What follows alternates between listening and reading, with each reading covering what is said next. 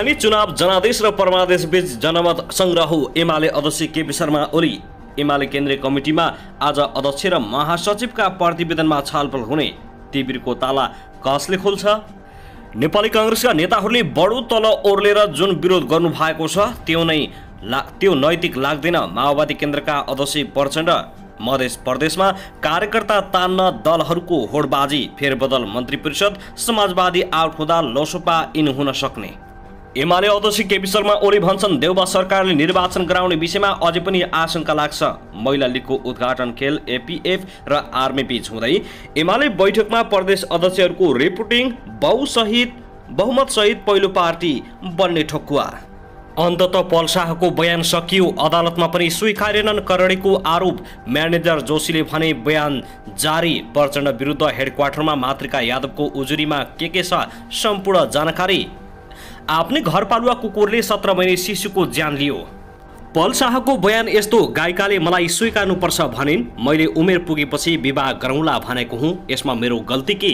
यातायात व्यवस्था विभागका सम्पूर्ण सेवा अनिश्चितकालका लागि बन्द गरियो। रिलिज हुनुभन्दा 2 दिन अघि आरआरआर फिल्म बहिष्कार गर्नुपर्ने चर्को। एमाले अध्यक्ष केपी शर्मा ओलीको राजनीतिक प्रतिवेदन यस्तो, तराई मधेसमा नेकपा एमाले प्रतिको आकर्षणले शक्ति सन्तुलन बदल्छ। स्थानीय चुनावबाट पार्टीलाई बलियो बनाउनुपर्छ।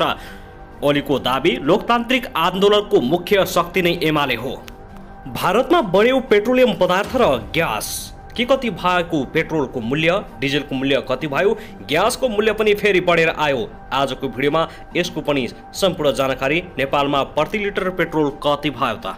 1,05,000 सम्म पुगेको सुन फेरि आज 1100ले घट्यो। तोलाको कति पुग्यो त? 1 लाख भन्दा तल झर्यो। नेपाली बजारमा सुनको मूल्य, चाँदीको मूल्य पनि आज केही रुपियाँले घट्यो। अझै पनि रोकिएन भारतीयको ज्यादती। महाकाली नदीमा भक्काभक डोजर चलाइयो। नेपाल सरकार टुलु हेर्दै बहिनी बलात्कारको आरोपमा दाजु प्रहरीको फन्दामा। धनकुटामा टाटा सुमो दुर्घटना हुँदा 1 जनाको मृत्यु। हराबिन 96 वर्षीय थापा दम्पति गोठमा बास छैन, खाने गाँस छैन। आफू अपहरणमा परेको अफवाह फैलाउने एक युवक प्रहरीको फन्दामा। आजको मौसम, पहाडी भेगमा मेघगर्जन सहित हल्का वर्षाको सम्भावना।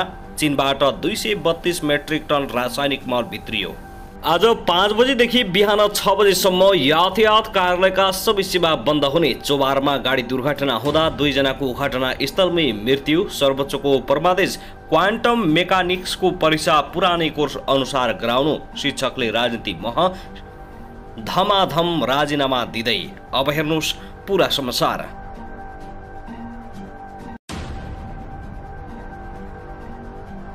दर्शकबिन नमस्कार, युट्युब च्यानल नेपाली खबर मिडियामा तपाईहरूलाई हार्दिक स्वागत छ। यदि हाम्रो च्यानललाई अहिलेसम्म सब्स्क्राइब गर्नुभएको छैन भने सब्स्क्राइब गरी नजिक रहेको बेल आइकन दबाई हामीसँग जोडिनुहोला। दर्शकबिन सदा झैं आज पनि हामी तपाईहरुमाझ देशभरका विभिन्न खबरका साथ उपस्थित भइसकेका छौं। यो भिडियोलाई अन्तिमसम्म हेरी हामीले साथ दिनुहोला।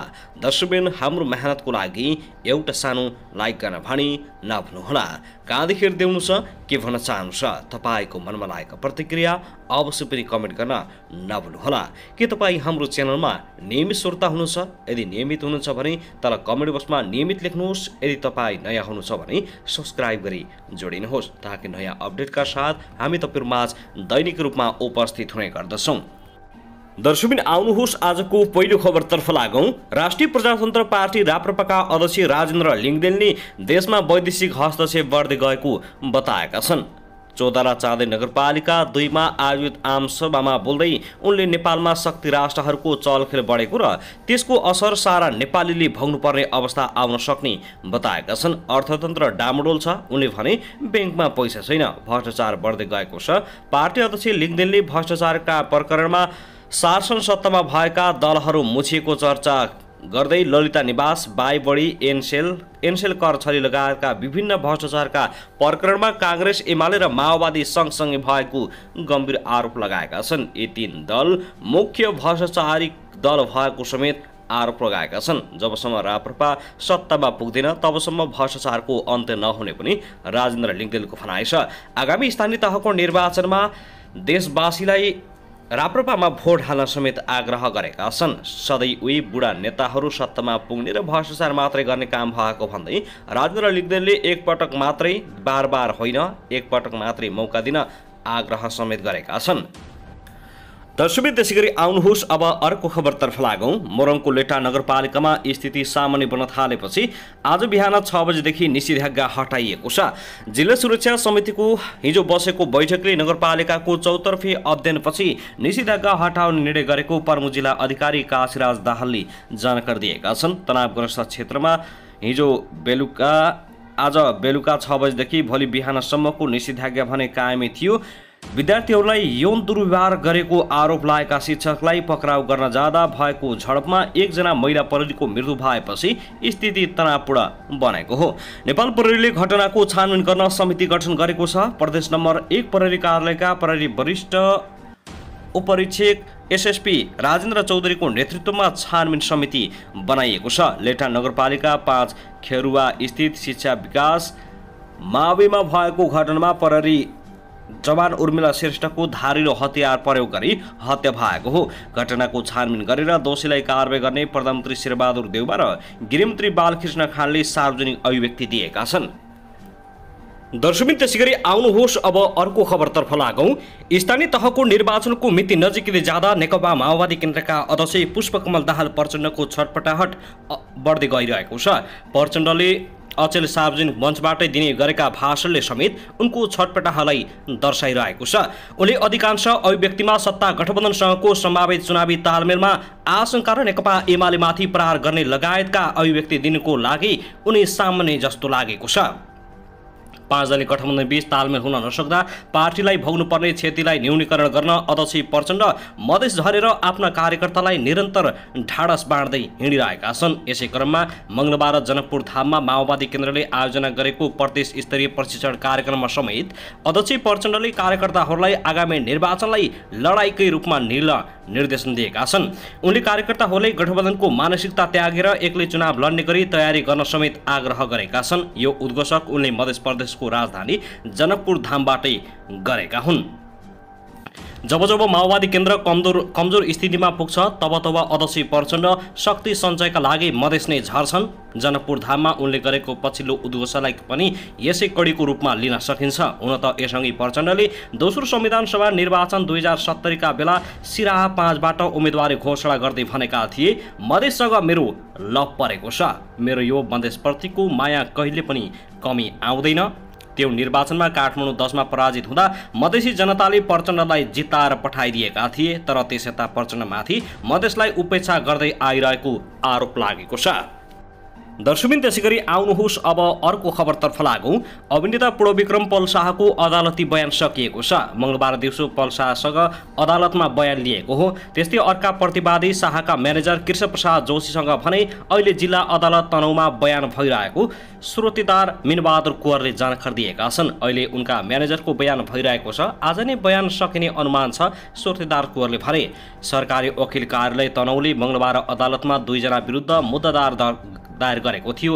18 वर्षभन्दा कम उमेरकी किशोरीलाई प्रेम जालमा पारेर करडी गरेको आरोप लागेको छ। आरोपित शाहले किशोरीसँग प्रेम सम्बन्ध रहेको बताए पनि करडी भने नगरेको बताउँदै आइरहेका छन्। त्यस्तै मंगलबार अदालतमा भएको बयानमा पनि उनले करडी गरेको स्वीकार गरेका छैनन्। अदालत स्रोतले भन्यो बयानमा करडी गरेको स्वीकार गरेका छैनन्। त्यस्तै शाहले प्रहरीको अनुसन्धानमा पनि करडी गरेको स्वीकार गरेका छैनन्। घटना भएको दिन किशोरीसँग एउटै घरमा बसेको र राति 12 बजेतिर किशोरीको कोठामा बियरको बोतल लिएर पुगे पनि करडी नगरी फर्किएको दाबी गर्दै आइरहेका छन्। तर पीडित किशोरीले भने सोही समयमा करडी भएको दाबी गरेकी छिन्। 2078 वैशाख 16 गते तनहुको दुले गैडा स्थित प्रदीप थापाको घरमा बास बसेको समयमा किशोरलाई करडी गरेको उजुरी परेको थियो। घरधनी थापाले भने बास बसेको बताएका छन्। घटनास्थल, घटना मिति, घटना सम्बन्धी व्यक्तिको उपस्थिति देखिनुले परिस्थिति जन्य प्रमाणलाई बलियो बनाएको देखिएको छ। दुई प्रतिवादीको बयान सकिएपछि थुनछेक बहस सुरु हुने भएको छ भने प्रतिवादीको तर्फबाट बहस गर्न अहिलेसम्म 5 जना भन्दा बढी वकिलले नाम टिपाइसकेका छन्। पल प्रकरणमा उनका म्यानेजर कृष्णप्रसाद जोशी पनि घटना लुकाउने भूमिकामा देखिएका छन्। उनी विरुद्ध पल शाहको आधा सजाय माग गर्दै मंगलबार अदालतमा मुद्दा दायर परेको छ। शाहलाई खोजी गर्दा सामाजिक सञ्जालमा जथाभावी बोल्न थालेपछि उनी पनि प्रहरीको अनुसन्धानमा तानिएका थिए। त्यसो त जोशी विरुद्ध पनि जाहेरी परेको थियो। म्यानेजर जोशीले घटना लुकाउने काम गरेको देखिएको छ। घटना लुकाउन, किशोरलाई फकाउनेदेखि दुर्गा अधिकारी भन्नेलाई किशोरको रेक्की गर्न समेत प्रलोभनमा पारेको देखिएको छ। पीडित भने कि किशोरीको रेक्की गरे बापत शाहले 50 लाख रुपियाँ दिने भन्दै जोशीले अधिकारीलाई प्रलोभनमा पारेको अभियोग पत्रमा उल्लेख गरिएको छ।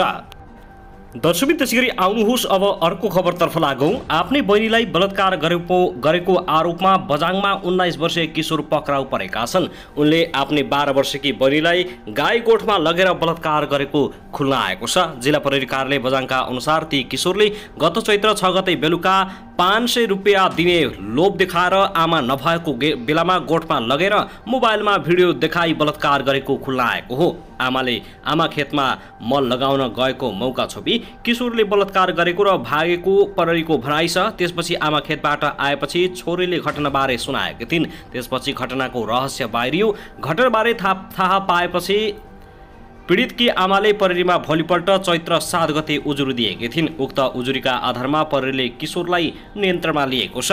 आरोप लागेका किशोर पीडित बालिकाको ठेगाना खुलाइएको छैन। जबरजस्ती करडी अन्तर्गत चलाइएको मुद्दामा थप अनुसन्धान भइरहेको प्रहरीले जनाएको छ। बालिकाको स्वास्थ्य परीक्षण गरी महिला सुरक्षित आवास गृह सेवा हाउसमा जिम्मा लगाइएको जिल्ला प्रहरी कार्यालय बझाङले जानकारी दिएको हो।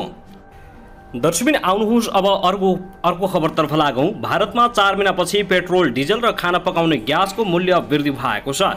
भारतबाट नेपालमा इन्धन आयात हुने भएकाले त्यसको असर नेपालमा पनि पर्ने देखिएको छ। भारतका 5 राज्यमा विधानसभा निर्वाचन सकिए लगतै मूल्य वृद्धि गरिएपछि संसददेखि सामाजिक सञ्जालसम्म सरकारको विरोध भएको छ। राज्यसभा र लोकसेवा सदस्यहरूले सोमबारको बैठकमा हंगामा गरेपछि बीचमै बैठक स्थगित गर्नु परेको थियो। रुसबाट छुटमा इन्धन किनेपछि किन मूल्य बढाउनु पर्यो भन्दै सांसदहरूले सरकारलाई प्रश्न गरेका छन्। भारतीय कांग्रेस आएका अध्यक्ष राहुल गान्धीले त अब सन् 2023 मा कांग्रेस सत्तामा फर्किने भविष्यवाणी नै गरेका छन्। भारत सरकारले मंगलबारदेखि लागू हुने गरी पेट्रोल र डिजेलमा 80 पैसा प्रति लिटरको दरले मूल्य बढाएको छ। यसैगरी खाना पकाउने ग्यासमा प्रति सिलिन्डर 50 रुपियाँले बढाइएको छ। हरेक 15 दिनमा भारतले पठाएको मूल्य अनुसार नेपालमा पनि इन्धनको मूल्य समायोजन हुने भएकाले त्यसको असर नेपालमा पनि पर्ने गरेको छ।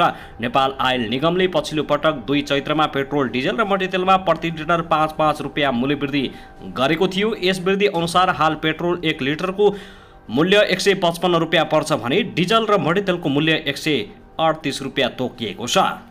दर्शकबिन त्यसैगरी आउनुहोस् अब अर्को खबरतर्फ लागौँ। नेपाली बजारमा सुनको तोलाको 1100 रुपियाँले घटेको छ। नेपाल सुनचाँदी व्यवसाय महासंघका अनुसार आज छापावाला सुन प्रति तोला 1100 रुपियाँले घटेर 79,200 रुपियाँमा कायम भएको छ। त्यसैगरी तेजाबी सुनको मूल्य तोलाको 98,700 रुपियाँ निर्धारण गरिएको छ। त्यस्तै चाँदीको भाव पनि प्रति तोला 25 रुपियाँले घटेर 1370 रुपियाँ पुगेको छ भने पछिल्लो समय रसिया र युक्रेन बीच भएको द्वन्द्वको प्रभावले विश्व बजारमा नै सुन चाँदीको भावमा तीव्र उतार चढाव आएको थियो। पछिल्लो समयमा रुस र युक्रेनको वार्ता भए तापनि सुन चाँदीको मूल्य भने त्यति साह्रो घटेको देखिएको छैन। साथै डिजेल पेट्रोल पनि उत्तिकै महँगो भएको छ।